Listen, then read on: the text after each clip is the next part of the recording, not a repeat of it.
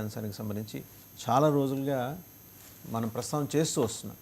ఎందుకంటే గుంటూరు జిల్లా వినుకొండలో వాళ్ళ కార్యకర్త, వైసీపీ కార్యకర్త హత్యకు గురైనప్పుడు వెళ్ళిన దగ్గర నుంచి సెక్యూరిటీ క్రమంగా ఆయనకి తగ్గుతూ వస్తుంది. ఆ రోజు రోప్ పార్టీని లేపేశారు. అప్పటి నుంచి వరకు రోప్ పార్టీ మళ్ళీ ఎక్కడ అరేంజ్ చేసిన దాఖలాలు లేవు. అంటే ఆయన వన్స్ ఆ పర్యటనకి ఎక్కడికైతే స్పెసిఫిక్ ప్లేస్కి వెళ్తారో అక్కడ ఏర్పాటు చేయాలి, అది లేదు.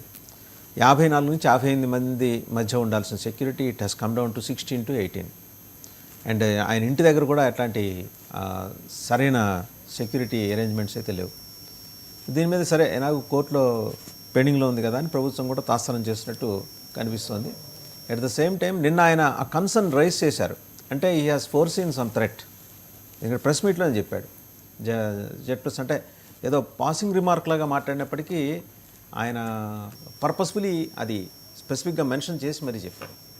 సో ఆ కన్సర్న్ అట్లనే ఉంది. ఈ అంశంతో పాటు ఇంక ఇతరత్ర నేను నా మాట వినే పరిస్థితి కూడా ఇంకా కార్యకర్తలు లేదు.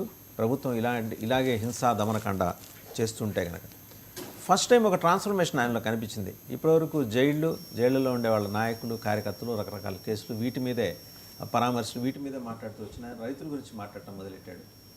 అలాగే రేపు పొద్దున్న ప్రజల దగ్గరికి వెళ్తా అన్నాడు. అంటే ఆ కన్ఫైన్డ్ బ్యారియర్ నుంచి బయటకు వచ్చేసి నా ఎస్సీ, నా ఎస్టీ, నా బీసీ, నా మైనారిటీ కాకుండా అందరినీ అనే ఉద్దేశంతో వీటన్నిటి మీద సమగ్రంగా విశ్లేషించడానికి మనతో ఉన్నారు పొలిటికల్ అనలిస్ట్ కేఎస్ ప్రసాద్ గారు.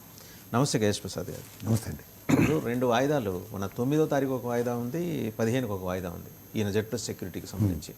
ఇంతవరకు దాని మీద ఇంకా క్లారిటీ ప్రభుత్వానికి వచ్చినట్లేదు, లేకపోతే హైకోర్టు డైరెక్షన్ కోసం ఏమన్నా వెయిట్ చేస్తున్నారో తెలియదు. But is under serious threat అదైతే ఉంది.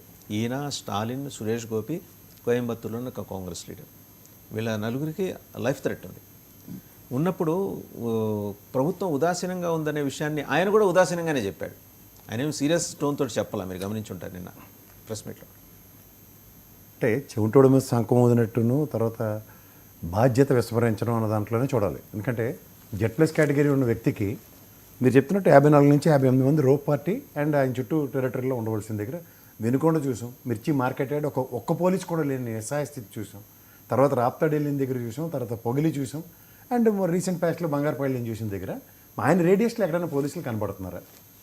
ముఖ్యంగా మిర్చి మార్కెట్ యార్డ్ ఒకటి, నెక్స్ట్ పొగిలి ఒకటి. పొగిలి అయితే అట్లీస్ట్ ప్రొటెక్షన్ ఉంది, ఏదో వాళ్ళు రాళ్ళు వేసారు, వీళ్ళు చెప్పులు వేసారు, ఏదో కథలు చెప్పారు, అది okay. But where it comes to Bangarupalyam and మిర్చి యార్డ్ నలిగిపోయాడు వాళ్ళ జనాల మధ్య, నలిగిపోయాడు. సో ఇవన్నీ జరుగుతున్నప్పుడు బాధ్యత ఎక్కడ ఉంది అన్నది ఖచ్చితంగా ప్రశ్నించబడుతుంది.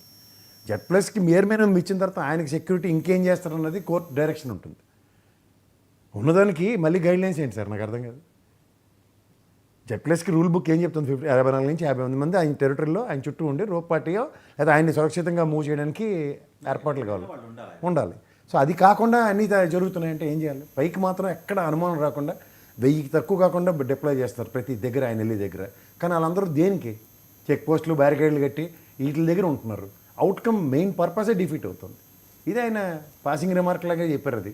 అండ్ ఇన్ ద సేమ్ సీనియర్లో గవర్నమెంట్ కూడా అంతే పాసింగ్ రిమార్క్గానే చూస్తుంది అది. సో ఓవరాల్గా సెక్యూరిటీ హ్యూజ్ థ్రెట్ ఉన్న దగ్గర government of India how they are going to take a call on this is going to be the serious apprehension from their end. నిన్న ఆయన మాట్లాడింది ఒకసారి చూద్దాం. అంటే 2 అంశాలు మాట్లాడారు, విడివిడిగా చూద్దాం. మొదట మాట్లాడింది ఏంటంటే ఇలా చేసుకుంటూ పోతే రేపు పొద్దున వాళ్ళు నా మాట కూడా వినే పరిస్థితి లేదన్నారు. అది చూద్దాం ఒకసారి. జగన్మోహన్ రెడ్డి మాట్లాడింది. చాలా అంటే చాలా తప్పు చేస్తా ఉన్నాడు చంద్రబాబు నాయుడు. ఈరోజు దెబ్బ తగిలిన ప్రతి ఒక్కడు రేపు పొద్దున ఇదే కొనసాగిస్తే మా ప్రభుత్వం అధికారం లేకొచ్చిన తర్వాత చంద్రబాబు నాయుడు పరిస్థితి ఏమిటి, తెలుగుదేశం పార్టీ పరిస్థితి ఏమిటి? ఎల్లకాలం ఇవే రోజులు ఉండవు. ఈరోజు పైన మీరున్నారు, మళ్ళీ 4 ఏళ్ళకు 3 ఏళ్ళకు కిందికి మీరు వస్తారు, మేము పైకి పోతాం.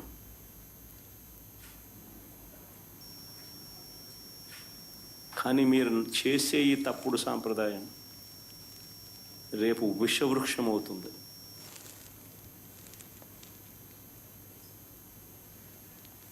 నేను చెప్పినా కూడా మా వాళ్ళు రేపు పొద్దున వినే పరిస్థితి ఉండదు. దెబ్బ తగిలినోనికి ఆ బాధ తెలుస్తుంది.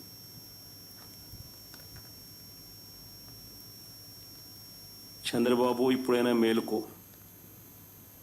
తప్పు తెలుసుకో, తప్పుడు సాంప్రదాయాన్ని సరిదిద్దుకో.